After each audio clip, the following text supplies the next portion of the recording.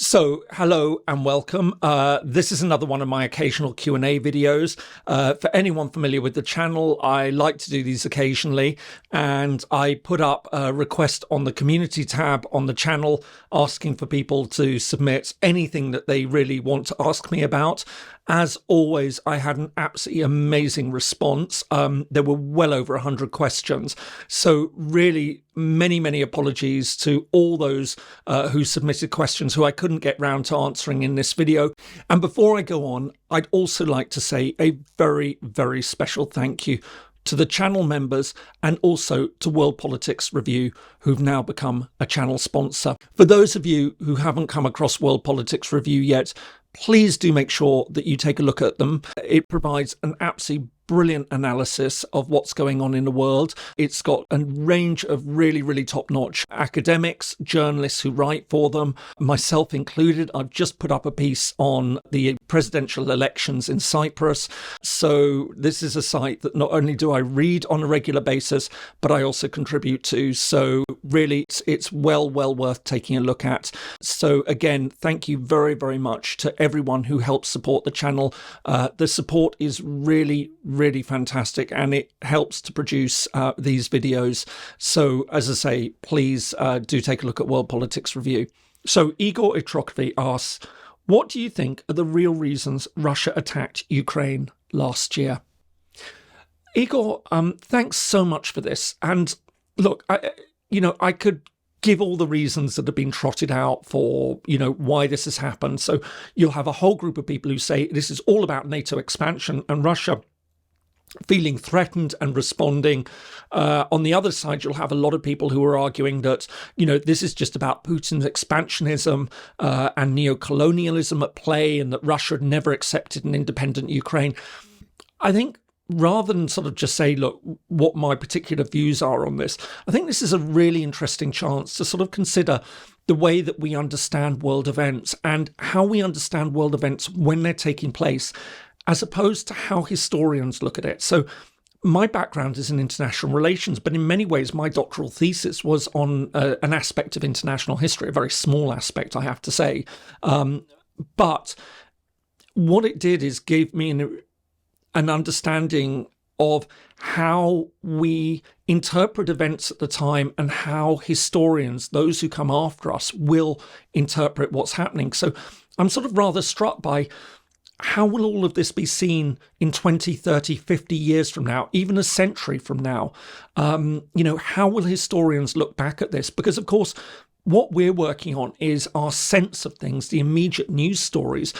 But once you start to get access to historical documents, to archives in governments, and you can start to understand and explore the debates that were taking place, you tend to get a very different picture. So, for example, will we see this conflict in Ukraine as being an act of aggression by Russia? Will we see this as a question of misperception, that it was a train of events that didn't start when Russia invaded in 2014, but maybe started much earlier in the halls of, Russian power, and, the debates that were had in NATO about, were there people saying, look, if we're going to do this, if we're going to push eastwards, is this going to antagonize Russia? And so it's going to, as I say, I think, really interesting to see how historians interpret it. So we've got our own arguments at the moment. And, to be absolutely clear on this, I don't hide the fact that I think that this is an absolute violation of international law, the invasion of Ukraine, and it is completely unjustified. But what I would say is, rather than sort of say what our understanding of the causes of this conflict is, it's going to be really interesting, as I say, to see how historians look at it. And remembering, of course, that there's a very interesting precedent for this, of course, because even a century after the end of World War I, there is still a debate about how the war happened. That we know the events that took place that led up to the war, but there is still a real sense of discussion amongst historians as to why we ended up going to war over the assassination of an Austro-Hungarian prince, effectively, in the Balkans. So I think, as I say, it's going to be really, really interesting to sort of see how this is played out. So rather than give you an answer as to what I think is the cause of the war, I think, as I say, it's interesting to consider how future generations are going to look back at this and discuss what were the events that led up to it, what the mistakes were made, what the deliberate steps that could have been taken that could have averted this war might have been. And, of course, there's going to be no wrong or right answer. But as I say, it'll be very interesting to see, how historians interpret all of this. So channel member Lucas asks, what do you think of the seemingly bipartisan popularist trend of American isolationism that has cropped up in the early 2020s? Lucas, this is really something that, I think has been so interesting to see that, especially with the US withdrawal from Afghanistan, I think there was a real sense that this was, if you like, the last sort of hurrah for a major US role on the world stage. I think we'd sort of felt that with everything that had taken place under Trump, that, the Biden administration had come in with a lot of hope from a lot of observers that it was going to change things. And then obviously Afghanistan, it was just that collapse. US was forced to withdraw, at pace, and it was sort of seen as a huge defeat. And I think there was a sense that this was, if you like, the end of the clear position of the US as sort of, this hyperpower that had emerged after the end of the Cold War. I mean, it hasn't been an automatic, just switched off with Afghanistan, but something, as I say, that we've been seeing over the last decade. But certainly after the 1990s and the first decade of the millennium, when it seemed that the US was in a particularly strong position, it was doing as it wanted on the world stage, that then it was being sort of forced to withdraw from that.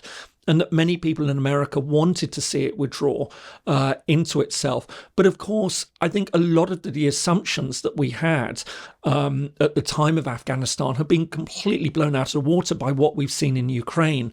That this has really brought the US back into European politics at the same time. All the concerns that we're seeing about China's rise, the way that the US is reaching out and cooperating with other countries in the Indo-Pacific Ocean. So the Quad group, which obviously involves Australia, Japan and India. I think this is giving a real sense of resurgence. Quite where this goes and how it's directed is going to be the really interesting question, because I think we are now beyond this idea of US interventionism that led so much, for good and obviously for bad, in the 1990s and the 2000s. So, there were instances, for example, where people would argue that the US went in with the best of intentions in certain situations, humanitarian situations. Other times it was just acting because it could. So the invasion of Iraq, for example. I think we've probably seen the end of that.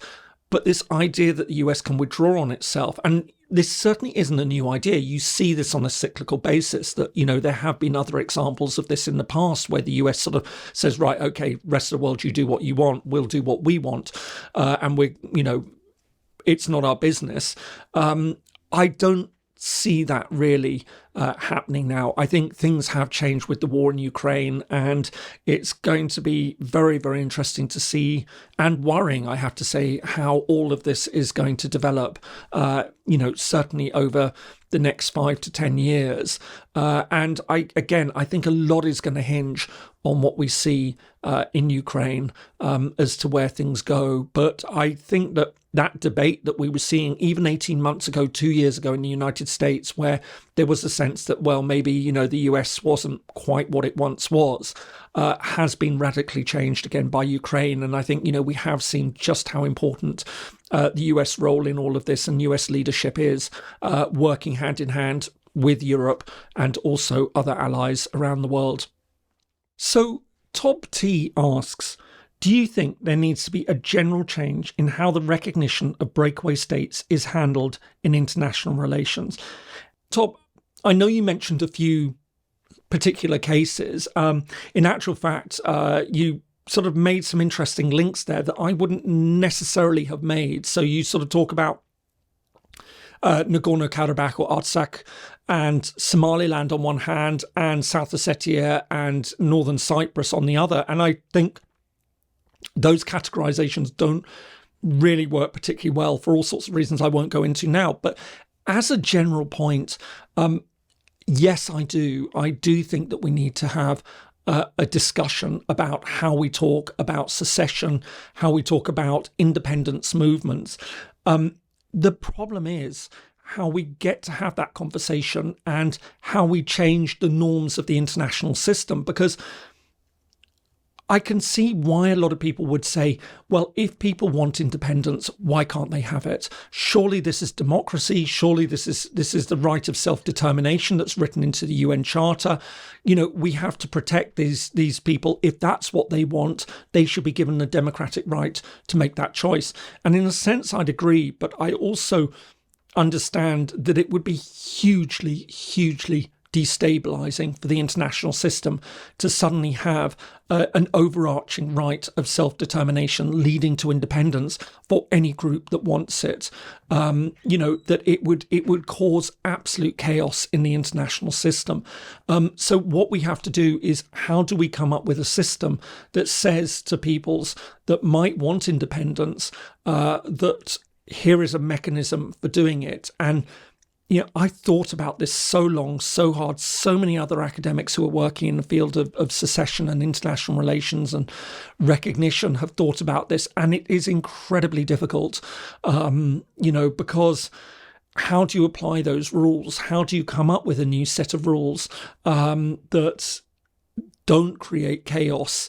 And, you know, there are also sort of all sorts of paradoxes involved in this. So very often the peoples that most, you know, who are fortunate to want independence and live in very democratic societies have more chance of getting it than people who want independence who live in very repressive societies. So in other words, the people who most need that chance to break away and form their own state are the ones who are most often denied it, because you have an international system that says unless the state in question allows them to break away, then they don't have that chance. And, you know, I've spoken in one of my early videos about the concept of remedial secession, you know, so that's where a group finds itself under attack and it has to declare independence. And this is a theoretical idea. It's never really been put into action. I mean, there's been some talk that it might apply to Kosovo, but I don't think so, for certain reasons to do with the length of time after, you know, after the events that eventually led up to the Declaration of Independence.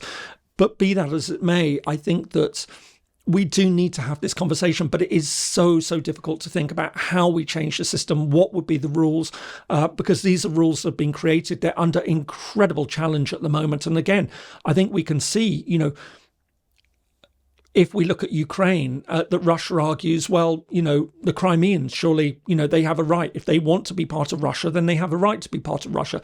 The same applies for the people of, you know, the Donbass, if they want to be part of Russia.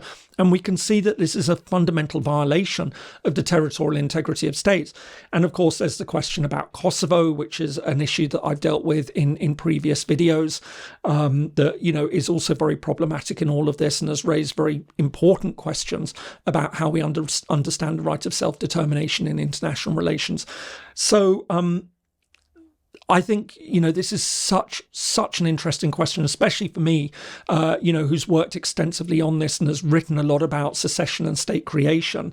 But I just don't quite know how we answer this, how we come up with a new model that sort of respects a right of self-determination, but also understands that just having a free-for-all on state borders is going to be, and it's going to lead to chaos, and it will lead to a lot more conflict. So Benji asks, what do you think is the root cause of the media fixation on Israel-Palestine as opposed to other separatist conflicts? So Benji, I absolutely understand that, you know, many people wonder why it is that Israel-Palestine gets so much attention. And of course, you know, partly because it is an extremely serious issue, partly because it has galvanized a lot of opinion in much of the Muslim world, that they feel that this is a question of double standards, that, you know, self-determination applies to other people, but why doesn't it apply to the Palestinians? I think one thing I'd say right from the outset, which I think needs correcting, is this idea that it's a separatist conflict. It isn't, in fact. This is not a secessionist issue. This is not about the Palestinians trying to break away from Israel. This is a rare example, and there have been a few others like this. So, for example, Western Sahara would be considered in the same way, East Timor as well, of unsolved colonial issues, that the process of self-determination leading to independence following a colonial situation has been unrealized. And that's really how we need to understand it. So I think, we need to be a little bit careful about thinking it's a separatist issue, like a lot of other separatist issues, or independence, breakaway from an accepted state. It's not like that. But I think it is because this has become such an emotive issue for so many, and it's also been tied up with a lot of identities. So, for example, in the United States, it's, you can see how many people will automatically feel the need to side with Israel. How many in the, in the Arab world, in many other countries, will automatically see the need to side with Palestine, and it's become a very divisive and binary issue, when in actual fact, if you look at the history of it, as is the case with almost every conflict, there's a lot more nuance to it. There's a lot more that lies behind it. But I think, in terms of explaining why it's become so significant, it has been because it has been an issue that has been taken up by much of the Muslim world. We've seen a number of very serious conflicts fought over it. We've seen a lot of terrorism that has been, at least in part, fought in the name of the Palestinians, not, as I say, necessary, although we have actually had a number of serious Palestinian terrorist organizations, but we've also seen how a lot of very, Islamist groups will also cite Palestine as a key reason for their actions. So I think that this has become a very, an emblematic issue, something that just is more than the specifics of the issue, and has become so much more for various outside actors as well, that have taken up the cause one way or another. So, I think that probably explains why that it gets a lot more attention, because you do have a large proportion of, for example, the world's Muslims who feel that this is something that exemplifies how the West hasn't treated Muslims in the way that they've treated other Christians, for example. Now, whether that's true or not, is obviously open to considerable debate. But that's the way that it's seen. So I think, it's just snowballed into something so much greater that explains why it's become this very important issue. But as I say, I think, if you go dig down into the roots of the problem, again, it's really important to sort of point out that this is really a post-colonial issue. It's unrealized decolonization, that rather than a case of separatism that we would see in other situations, like, for example, Nagorno-Karabakh, or, Kosovo or Northern Cyprus, those sorts of conflicts. It's very, very different in terms of its origins, and that really needs to be emphasized. So Ed McF1 asks, should countries maintain their own currencies if they want to remain sovereign? Ed, this is really interesting, because I think you're touching on the question of what sovereignty means in the modern era, in the contemporary era. So we're very used to the idea of sovereign states, the world being made up of states, the fundamental unit of the international system, and the currency is one of those items that you consider to be so wedded to the sense of identity within the country that, yes, of course, it seems to make sense that, if you're an independent country, you will have your own currency. But of course, the world has changed significantly, that we are living in a much more interdependent world, that we are seeing bodies such as the European Union, which are bringing countries together, that retain their sovereignty in many areas, but also choose to pool that sovereignty in areas where it's deemed to be most beneficial. And, this is something that I am a great believer in. I see the real value of working in this way, and I don't think that it necessarily undermines national identity to work in these directions. But and I think currency is one of those things that there isn't necessarily the need to have your own sovereign currency to be an independent sovereign state, in the modern era. I think we've moved beyond that. I think that, we can still see national identity as very strong in countries, even when they have given up their own single currency. So I think nobody would argue the French are any less French because they use the euro, or the Germans are any less German, or the Greeks are any less Greek, or the Irish are any less Irish for using the euro, but it facilitates cooperation in a number of other key areas, which actually, I think, gives these countries a greater position on the world stage. So I'd say that, for example, many arguments are that small European countries actually are far more successful with the existence of the European Union, have much more clout on the world stage through the existence of the European Union than they were, as fully independent states outside of it. And so if using a single currency helps to enhance that status by giving European Union a much greater position, then I'd argue that their sovereignty is actually stronger, interestingly enough, by giving up certain of these elements of what we would usually consider to have been, symbols of sovereign statehood. So I think, there is a lot of latitude on this. And remembering, of course, there's a number of countries that still have the British monarch as their head of state, so it's possible for countries to share a head of state. There are countries that cooperate very closely on defence. So I think in all these ways that we can understand the nature of sovereignty as being rather different in the modern era. And I think this idea of that you've got to have your own currency, and of course there are a lot of countries that have unilaterally used the dollar, for example, or the euro, are all examples of this. So, no, I don't think that having your own currency is, necessarily indicative of sovereign statehood. So Jay asks, is there any book you would recommend for hobbyists wanting to dive deeper into geopolitics or political science? And AGS asks, what would be good sources of news about international politics? I put these two questions together because I think this sort of touches on my overall approach to understanding international relations, which is obviously it's important to read the key texts in it.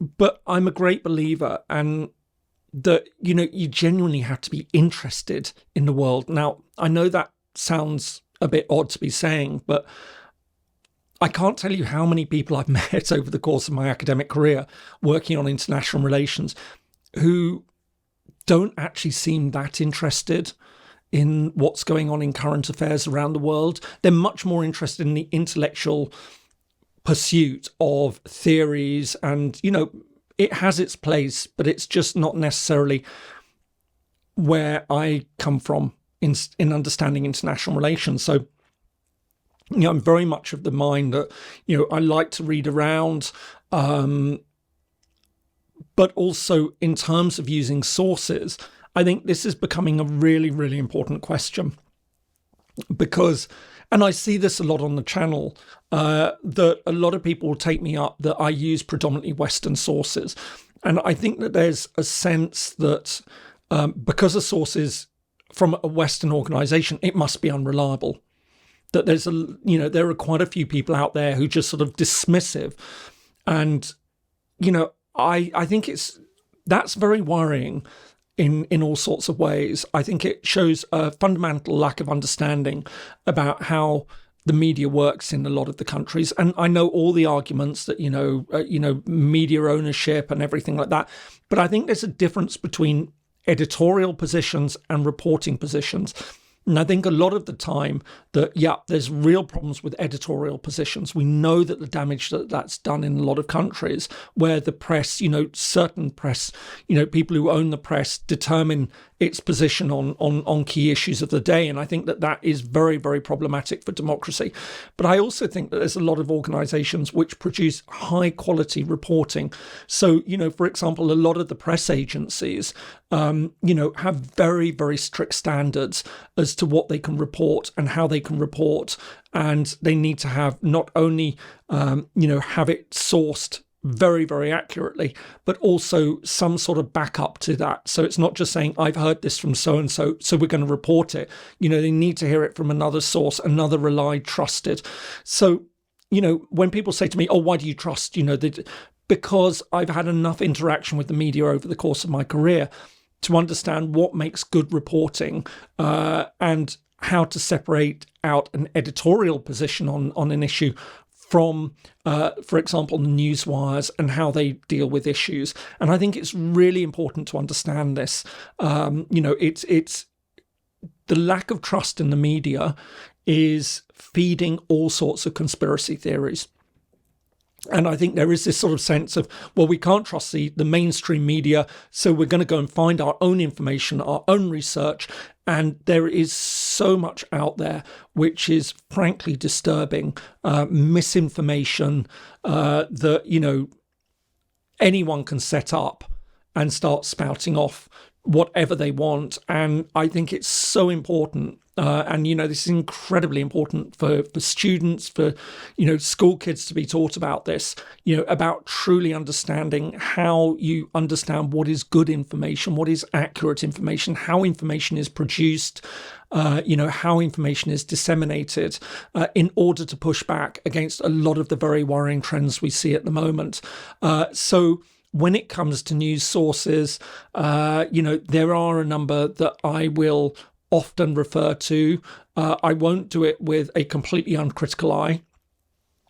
I will be thinking about, how they're reporting things, but I know that there's a number that I trust and I think are reliable as an accurate source of information that I can then apply a critical eye to and use in my videos. So just look out for the sorts of sources that very often I'll return to in the videos, and those will give you a very good idea of the ones that I take quite seriously. And they aren't all Western. I have to emphasize that yes, I know that there are very good standards of journalistic professionalism in some of the ones I use, and in all of them. And those will include, as I say, ones that aren't necessarily just the usual suspects, if you like. But remembering, of course, that there are limitations on this, and that you do have to go in with a critical eye and understand that there may also be certain ways of approaching it. So it's it's a really, really difficult issue, and it's something that we're all grappling with. For those of us who look at international relations, those of us who are also teaching international relations, how we discern what is good and accurate information. So John Hughes asks, what do you think is the best way to resolve the tensions between electorates in the West who are taking an increasingly anti-migration stance and countries' obligations under international treaties? John, this is a brilliant question, because obviously this is something that has become so highly problematic for so many countries and has shaped politics over the past decade. We've seen what this has done in the United States. We've seen what it's done in Britain. We've seen what it's done in many European countries. And it's something that I think we do really need to deal with and to think at greater length about how we talk about migration, the language that we use to discuss migration. And I have to say that, like many others, I have been utterly, utterly appalled at the way the migration debate has emerged in the UK, especially over the past 6 months. There's a whole debate at the moment about the so-called small boats, boats which are full of people trying to get across the channel and arriving on Britain's shores, and the sort of language that's been used about these people, many who are fleeing, conflict areas, the fact that Britain hasn't opened up its borders to be able to take in refugees in many of these cases is incredibly, incredibly important, that we actually have a proper debate about this. We actually understand what the difference is between different forms of migration, that we don't necessarily take the view that migration is bad. There are far too many people who just sort of regard that, somehow it's a threat to our societies. Well, I have to say that Britain is a country that has been built on wave after wave after wave of migration. We are, as we are today, a people because of various waves of migration. And I think that's forgotten, and I think that, we can see the enormous impact that so many of these communities that now call Britain home and are fully British. So whether you're Indian British, Afro-Caribbean British, you can be Australian British, you can be Greek British, Cypriot British. I mean, all of this now. And I think that this has made an incredible impact on the country for the positive. And that, we need to start having more of this conversation, because this is not going to be a problem that's going to go away. That all the evidence suggests that with climate change, what we can see is the conflicts that are emerging from all of that. We are going to see continued flows of people not just into sort of neighbouring areas, but also into Europe, into North America. And I think we need to really have this proper discussion about, how we deal with this in a sensible, in a humane way, how we get other countries so that everyone takes responsibility for refugees, that it isn't just a few countries that have to take an inordinate amount of burden of dealing with a sudden influx of people, but recognising these are people in need, these are people who deserve to be treated humanely. And I think one of the things that was really disappointing about the migration crisis we saw about 7 or 8 years ago in Europe was that there were a whole swathe of countries in Eastern Europe that just didn't want anything to do with this. They just said, this is not our problem. We're going to, we don't want Muslim migrants and things. And, that created a lot of resentment and a lot of division. So I think we need to be having very, very serious conversations about how we talk about migration, what are the root causes of migration, and what responsibilities we have as societies to be helping out people who very often fled terrible, terrible situations. And I think that some people do want to move and leave their home country. But, in my experience, I think a lot of people feel most comfortable in their home country. They don't necessarily want to pick up and leave, and I think there is this sort of sense that a lot of people have that, these are just people, who are coming here to sponge off the system and things, and that's not the truth. I think, many people much prefer to stay in their home countries rather than be forced to flee, often with nothing, losing everything in the course of a conflict. So, it's a very, very important issue, but I think, we do need to be having this conversation in a much more level-headed and much, frankly, nicer way. There were a couple of questions on Britain and the European Union. KW, a channel member, asks, how do you see the UK's future relationship with the EU? Will it join the single market by the end of the decade? And the brilliantly named We Don't Eat Bears. Is there any chance the UK will re-enter the European Union given the current grievances towards Brexit from the British public? So look, Brexit is obviously something that is very personal to me as someone British. And by the way, the number of comments I get in the comment section from people when I talk on something, why do you Americans have to get involved? I often say it, and with all due respect for Americans, it's a country I know well, and I have American relatives. I'm British, I'm not American, so just let's clear that up before anyone else says to me, oh, you Americans. So Brexit is obviously something that has done, and I'm very open about this, enormous damage to Britain. I was very opposed to Brexit. I campaigned against Brexit as somebody whose career in international relations. I spent a lot of my career working, in the European Institute at London School of Economics. I've worked extensively on EU enlargement in Southeast Europe. So looking at how, for example, Greece and Cyprus joined the European Union, Turkish membership calls, Western Balkans. So, I feel that I know the European Union rather well. I've had a lot of contact with the European Union. I've always been a real believer in the European project and felt that Britain had done enormously well out of it and that we had also benefited Europe by our presence. And I know some people will say, no, Britain was always a troublemaker. It's not as simple as that. It was a much more interesting and complex relationship. And, I actually regularly teach a course on Britain and Europe. So, this is something that, I spent a lot of time looking at, thinking about. And I think it has been really interesting to see, especially over the past year or so, how the realization of the lies, and I use that word very deliberately and advisedly. I know how heavy the word lie is, the lies that were put out about Britain's membership. And that a lot of people, I understand why they wanted to believe what they were being told. why, for a lot of people in Britain who felt that, they had been left behind, that it was so easy to blame the European Union, that, all this money has been sent off to Europe. We could be spending this on the health service. And so many people were trying to explain, but our membership of the European Union actually produces significant economic results for us as a country. But a lot of politicians spent far too long hiding behind the European Union for not doing the things that needed to be done and saying, we can't do it because at Brussels, this dictatorial regime has enforced this on us. And it's not like that. That's not how the European Union works.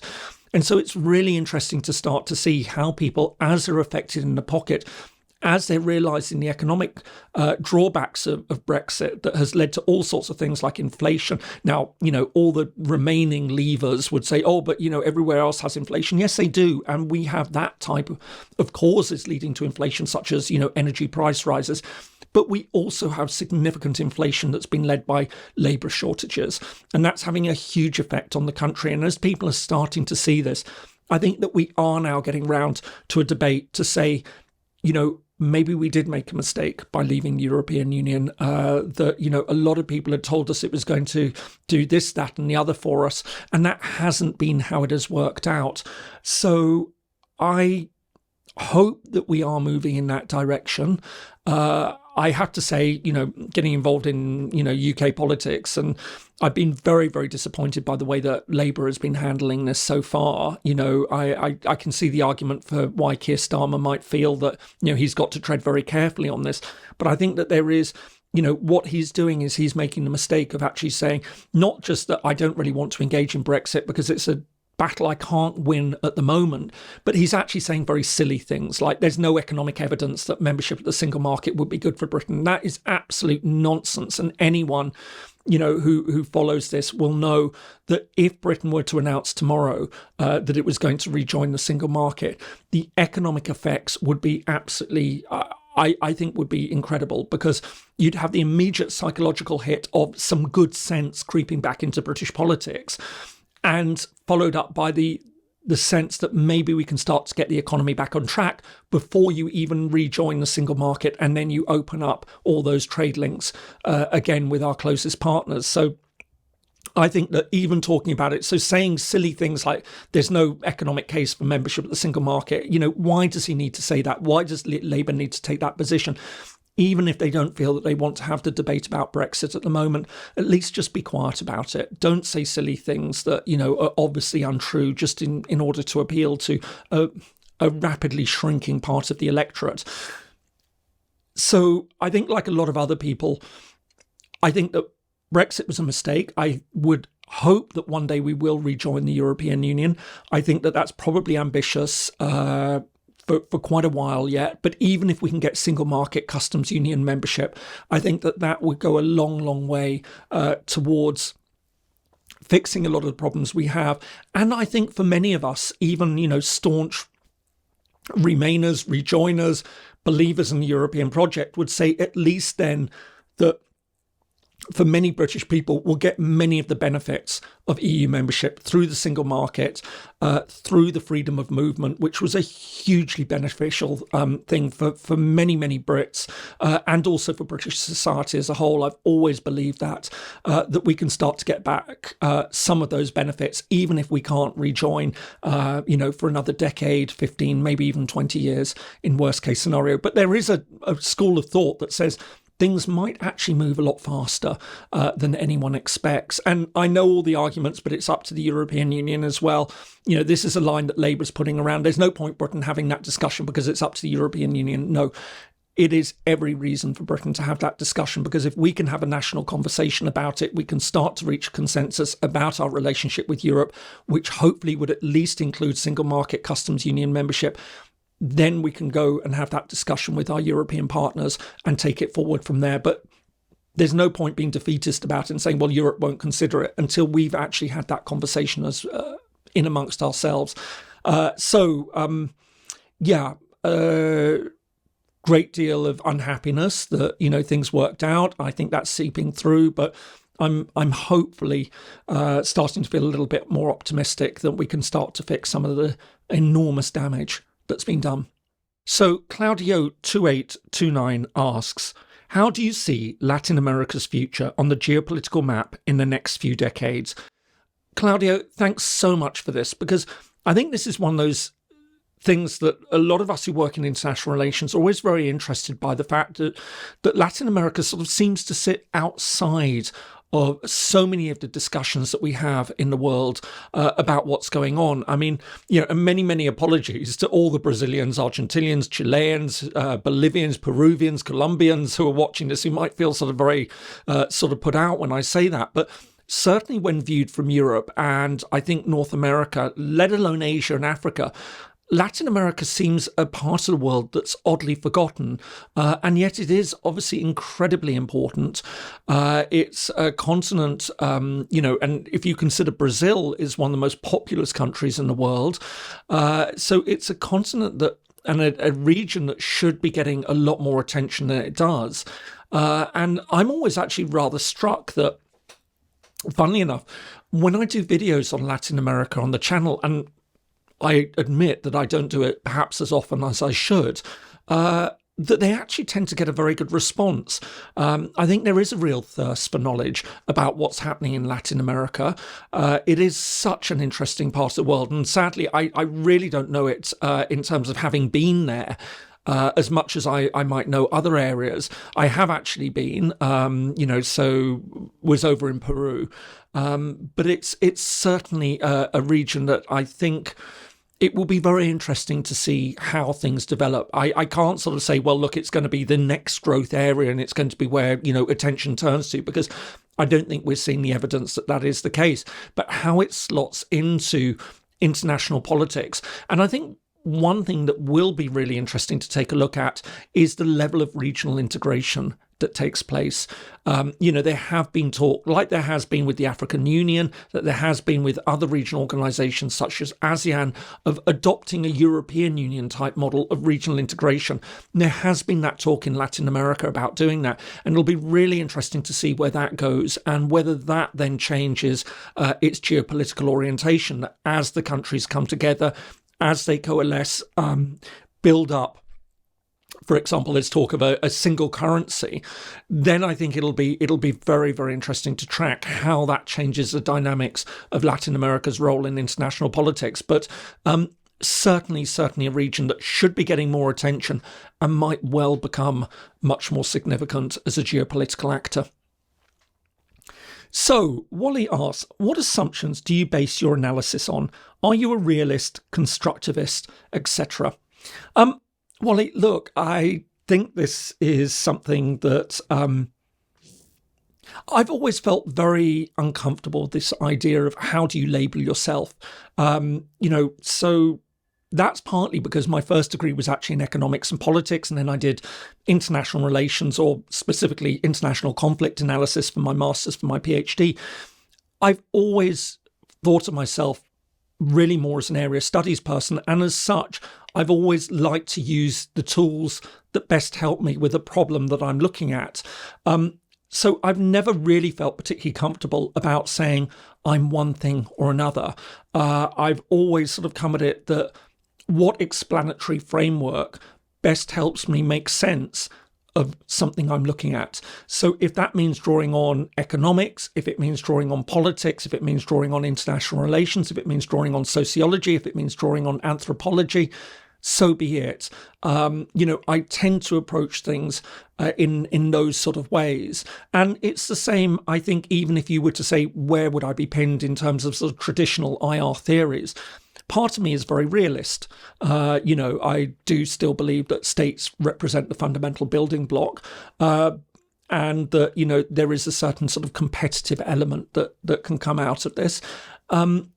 But I would say that more by natural inclination, I would probably say, I'm sort of more of an internationalist, a liberal internationalist in how I look at the world, and believe very firmly in sort of the role of international organizations, the role of cooperation, but also understanding sort of, some of the human security aspects that we now talk about in international relations, and understanding sort of that it isn't necessarily about the role of states or international organizations, but maybe we should be looking at how things affect people. What are those requirements? What do we need to be, taking a more human-centered approach to international relations rather than the state. So I wouldn't say that I could be pinned down to any one particular theoretical approach or approach generally, subject approach to how I look at the world. I try and draw on whatever makes the most sense to me, and looking at what's happening and trying to sort of say, right, okay, this particular idea, that seems to hold water as an explanatory framework. So I hope that answers the question. I would also hope, on a serious note, that that I wish more people did this, because I think it's always very worrying how people want to see themselves in very tribal ways. I mean, it's a very natural human phenomenon. We are tribal creatures in many ways, but I've always felt that it's very disturbing that people want to put themselves in a particular box, and they will try and understand the world just from that perspective, and it's not particularly helpful. I don't think it's intellectually particularly rigorous, but there are a lot of people who do that. But I've always felt that it's much more interesting to say, here's the problem, how do we understand it, rather than say, here's my worldview, here's my understanding of the world, and here's how this problem fits into that worldview. So Cicely asks, what advice do you have for anyone who wants to work for the Foreign, Commonwealth and Development Office?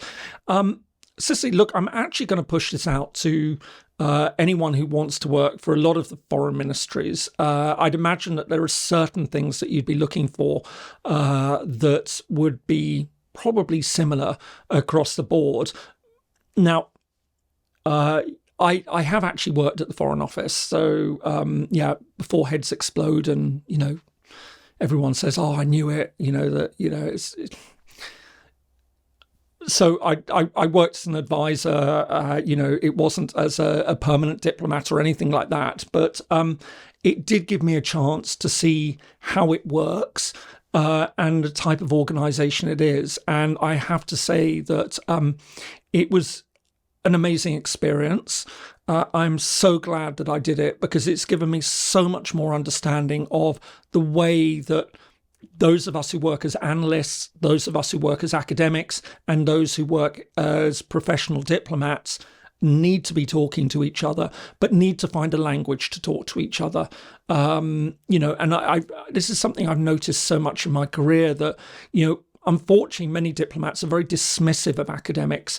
They feel that, academics have their heads in books. They don't understand the sort of the way that the real world works, the sort of policy constraints, and to a point that they're right. And academics don't do themselves any favor. So they'll go and speak to, and I've been in a number of briefings where I've seen this happen, where, they'll bring in academics to talk about a particular region, and the academics will start talking theories and, start using academic jargon. Now, every career has its own jargon, diplomats do as well. But this would be really off-putting for a lot of diplomats, and it would just simply cement the view in their mind that this was just something, the academics just don't understand how diplomats work, and why should, they there's no point talking to them. Meanwhile, academics then think, these diplomat types, they don't think hard about the issues. They just make quick decisions, and then that's it.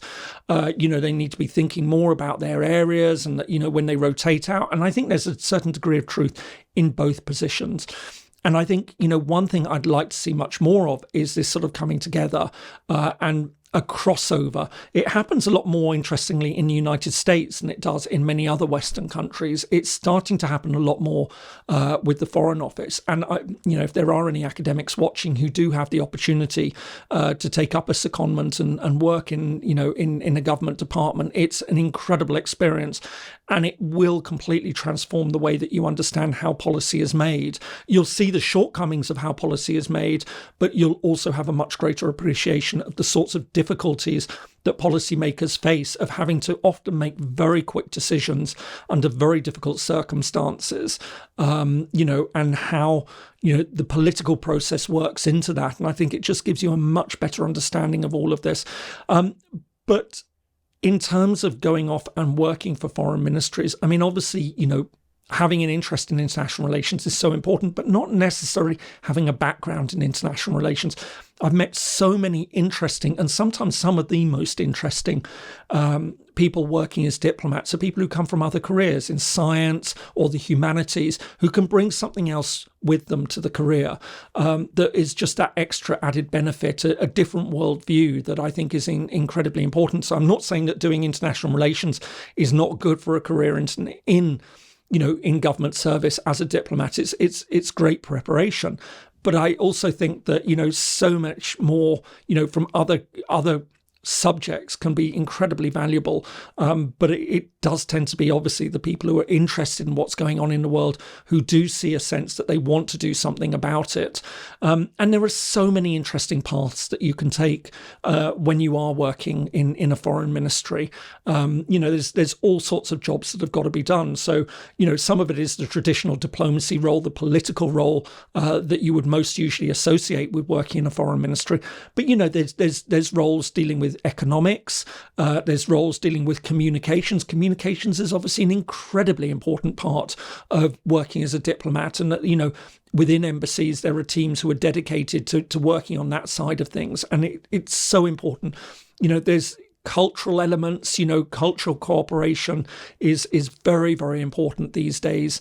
Public diplomacy that links in again with communication. So I think there's a whole range of different options that people can pursue.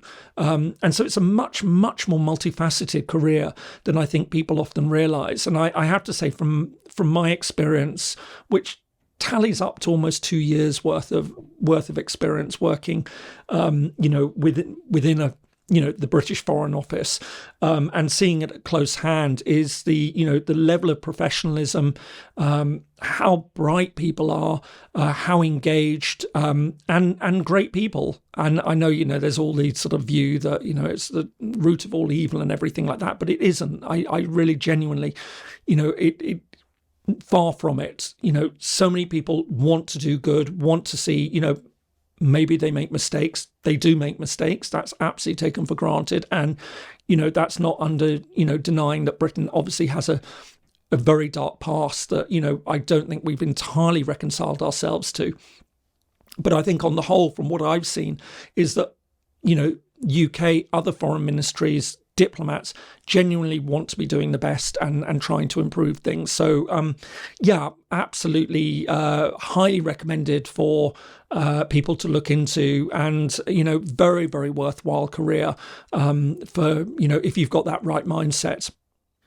So MJN asks, as a more light-hearted question, what do you like to do in your free time? MJ, I wish I could tell you that I have much free time, but I don't. In between the demands of making these videos every week, my academic responsibilities, and also family duties, it sort of, I don't tend to have a lot of time to sort of put feet up and or have particular hobbies.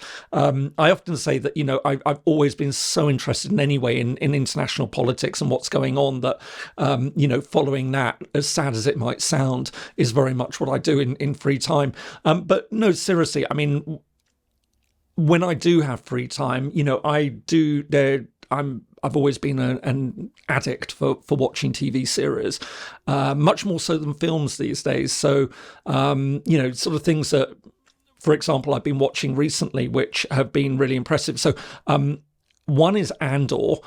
So I have to say that I couldn't help but be a bit of a Star Wars fan.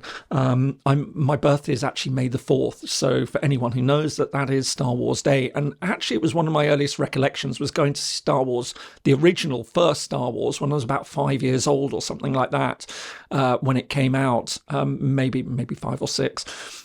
or for anyone who hasn't seen it and has any interest in Star Wars, especially if you're not really into the sort of, lots of lightsabers and sort of cuddly toy type characters in it, is absolutely phenomenally good.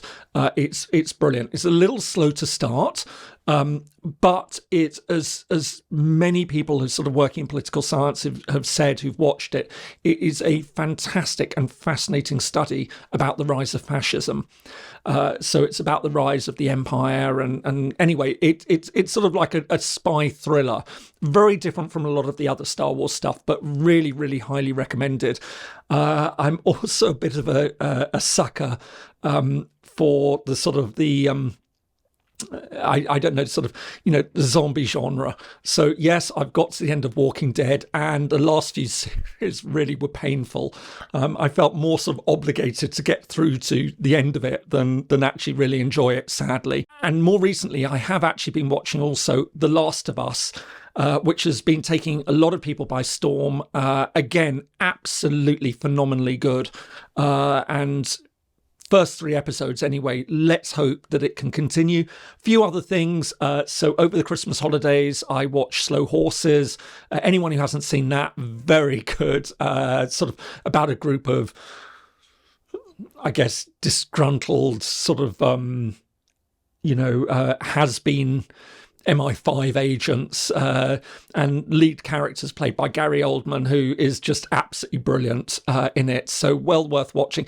And another thing that also I watched recently, which I would really highly recommend, is something called Severance, which is an absolutely fascinating concept. I won't say anything more about it, but if you can get to watch Severance, it raises all sorts of fascinating, really, really, truly mind-blowing and thought-provoking moral questions and philosophical questions about the nature of, who we are, and anyway, it's really good. So some of those, I think, those would be.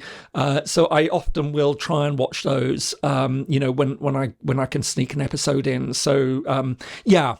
Not a lot of free time, but when I do, as you can see, I'm a bit of a TV addict, I'd say, if anything. So I think I'm going to have to leave it there. It's been an absolutely fantastic set of questions. And again, there were so many more that I'd love to have been able to answer, but just haven't had the time. It's always the case. So many apologies to everyone who really kindly put forward a question. I wasn't able to get round to it. Again, I'll see if I can have a go at answering some of them in the comments section. But in the meantime, thank you so much. Thank you once again to everyone who has subscribed to the channel, shared the videos, liked the videos. Please do subscribe, do like them if you haven't already. It really helps the channel. And of course, to the channel members who play such an important part and really provide a lot of help in keeping the channel going, and to our wonderful sponsor, World Politics Review. Again, please do check out the link in the description below for more information on World Politics Review. Very, very highly recommended. So on that note, thank you so much, and see you in the next video.